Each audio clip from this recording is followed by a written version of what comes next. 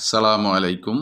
ইন্নাল হামদুলিল্লাহ আসসালাতু ওয়াসসালামু আলা রাসূলিল্লাহ আম্মা বাদ।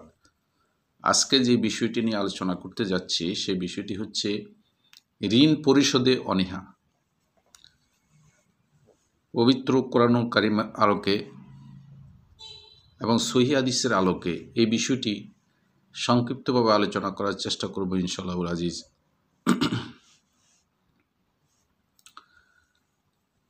আল্লাহ সুবহানাহু তাআলার কাছে বান্দার হক একটি অতীব গুরুত্বপূর্ণ বিষয়। আল্লাহ সুবহানাহু তাআলার হক নষ্ট করলে তাওবার মাধ্যমে আল্লাহ সুবহানাহু তাআলার কাছ থেকে তা মাপ পাওয়া যায়। কিন্তু যদি বান্দার হক নষ্ট করা হয় তাহলে ওই বান্দা ক্ষমা করা না পর্যন্ত ক্ষমা পাওয়ার আর কোনো উপায় থাকে না। সুতরাং বান্দার হক আদায় করতে হয় ওই দিন আসার পূর্বে, যেই দিনে টাকা পয়সার কোনো লেনদেন বা কারবার থাকবে না। যদি বান্দার হক আদায় করা না হয় তাহলে আল্লাহ সুবহানাহু ওয়া তাআলা হক আত্মসাৎকারীর যত নেকি আছে তা হকদারকে দিয়ে দিবেন এবং হকদারের যত পাপ আছে তা হক আত্মসাৎকারীকে দিয়ে দিবেন। কি ভয়াবহ কথা! আল্লাহ সুবহানাহু ওয়া তাআলা বলেন পবিত্র কোরআনে সূরা আন-নিসা ৪ নম্বর সূরা ৫৮ নম্বর আয়াতে বলেন, আউযু বিল্লাহি মিনাশ শাইতানির রাজিম, ইন্নাল্লাহা ইয়ামুরুকুম আন তুআদ্দুল আমানাতি ইলা আহলিহা। অর্থাৎ আল্লাহ সুবহানাহু ওয়া তাআলা তোমাদেরকে নির্দেশ দিয়েছেন যে এই মর্মে তোমরা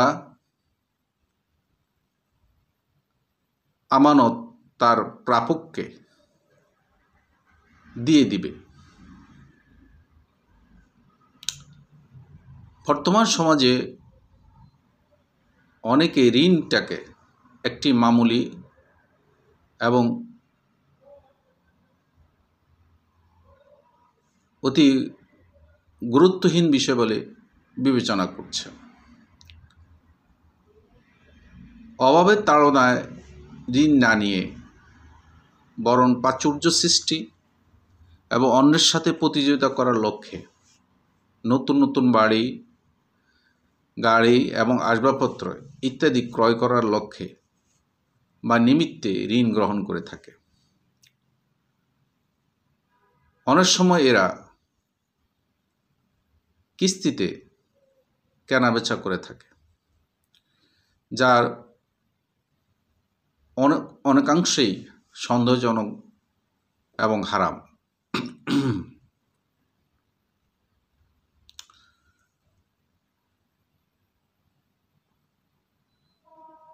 ঋণ পরিশোধকে একটি লঘু বিষয় হিসেবে চিন্তা করা হয় এবং এটিকে সাধারণভাবে চিন্তা করার কারণে প্রায়শই ঋণ পরিশোধের তালবাহানা এবং গড়িমসির সৃষ্টি হয়। ক্ষেত্র বিশেষে অপরের সম্পদ বিনষ্ট করা হয়। অপরের সম্পদ বিনষ্ট করার যে কি শোচনীয় পরিণতি এই সম্পর্কে আল্লাহ রাসূল সাল্লাল্লাহু আলাইহি সাল্লাম বলেন, মান আখাজা আমওয়ালিন নাস ইউরিদু আদাআহা আদাল্লাহু আনহু ওমান আখাজা ইউরিদু ইতলাফাহা আতলাফাহুল্লাহু। যে ব্যক্তি পরিশোধের নিয়তে অন্যের সম্পদ গ্রহণ করে আল্লাহ সুবহানাহু ওয়া তাআলা তার পক্ষ থেকে তা পরিশোধ করে দেন। আজ এক ব্যক্তি বিনষ্ট করার নিয়তে অন্যের সম্পদ গ্রহণ করে আল্লাহ সুবহানাহু তাকে বিনষ্ট করে দেন।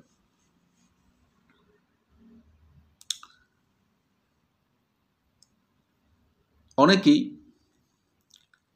ঋণ পরিশোধের ব্যাপারে খুবই উদাসীন এবং এটি তাদের কাছে খুবই তুচ্ছ তাচ্ছিল্যের একটি বিষয়।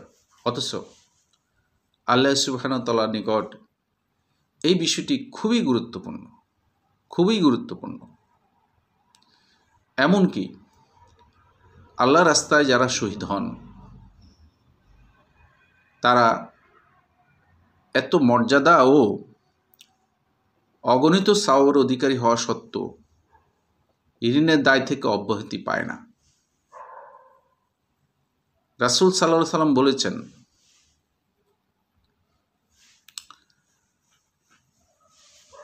সুবহানাল্লাহি মাজা নুজিলা মিনাত তাশদীদি ফাসাকাতনা ও ফাজিনা ফালাম্মা কানা মিনাল গদি সাআলতুহু ইয়া রাসূলাল্লাহ মা হাজাত তাজদিদুল্লাজি নুজিলা ফাকালা ওয়াল্লাজি নাফসি বিয়াদিহি আলাউ আন্না রুজুলা কুতিলা ফি সাবিলিল্লাহ সুম্মা উহিয়া সুম্মা কুতিলা সুম্মা উহিয়া সুম্মা কুতিলা ওয়া আলাইহি দাইনুন মা দাখালাল জান্নাতা হাত্তা ইউকদা আনহু দাইনুহু। অর্থাৎ সুবহানাল্লাহ, ঋণ প্রসঙ্গে আল্লাহ সুবহানাহু ওয়া তাআলা কঠোর বাণী অবতীর্ণ করেছেন। আমরা চুপ থাকলাম এবং ভীত হলাম।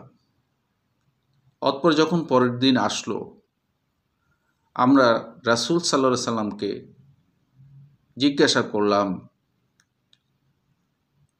হে আল্লাহ রাসূল, কি কঠোর বাণী নাজিল হয়েছে? রাসূল সাল্লাল্লাহু আলাইহি সাল্লাম বললেন,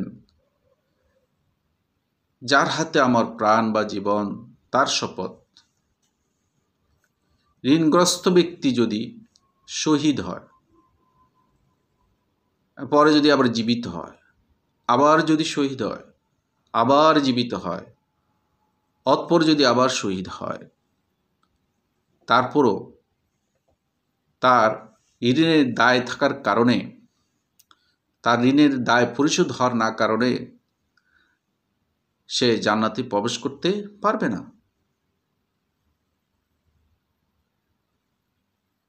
দেখুন, আল্লাহ রাস্তায় যারা শহীদ হন তারা কত মর্যাদা সম্পন্ন ব্যক্তি, কত কত সওয়াবের অধিকারী ব্যক্তি। অথচ যদি তার ঋণ থাকে, এই ঋণ থাকার কারণে সে জান্নাতে প্রবেশ করতে পারছে না, আর জান্নাতে কখনো প্রবেশ করতে পারবেও না। ঋণ কি ভয়াবহ একটা বিষয়। এরপরও কি যারা ঋণ গ্রহণ করেছে, ঋণ পরিশোধ করে নাই, ঋণ পরিশোধ করে মৃত্যুবরণ করেছে, তাদের কি হুঁশ হবে না যে তারা যে ঋণ থাকার কারণে যতই তাদের আমল থাকুক না কেন তারা জান্নাতে প্রবেশ করতে পারবে না?